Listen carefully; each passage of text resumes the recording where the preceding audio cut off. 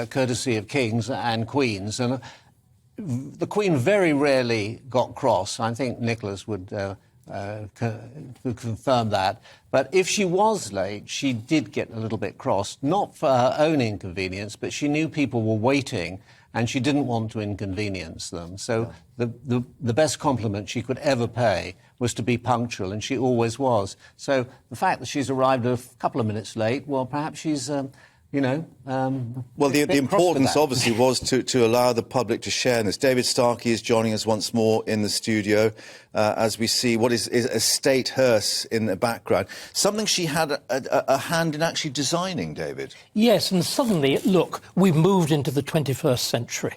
We have got police outriders, flashing lights, TV cameras. Rather glitz. Dare I say, the hearse has got a slight touch of glitz about it. A Jaguar XJ. Yes, with Jaguar. with internal lighting. This is we're going right back to the big debate about the monarchy at the beginning of the 20th century. Should it remain on horses or should it embrace the motor car? And we've seen here having the best of both worlds. Long way from London to Windsor on horseback. Indeed, indeed. But they used to do it, of course. Really? Of course. Yeah.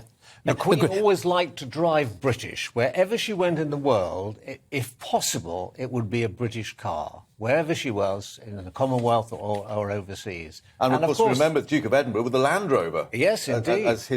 Or a London famously a London taxi. The Queen had also had a hand in devising a special carriage for the royal train. It was going to be glass-sided and illuminated, and it would have been brilliant bringing her from Sandringham or from Balmoral, but of course they couldn't possibly risk it with other people perhaps blocking the line, those people who listen to only their own opinions and will do anything to disrupt a formal event like this. Look at the front of this hearse, covered in flowers. Yeah. And we've just seen that group there at the roadside throw more flowers, reminiscent, of course, of the scenes that we saw after Princess Diana's funeral. They asked people to throw only one flower, to keep down the number on the bonnet.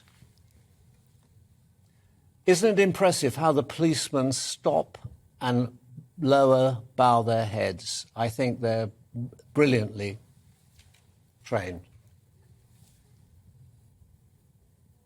This is the moment that the state hearse is arriving along Albert Road to Shaw Farm Gate in Windsor, with the coffin of Her Majesty inside, the flowers and indeed the crown and orb and sceptre still on top of the coffin.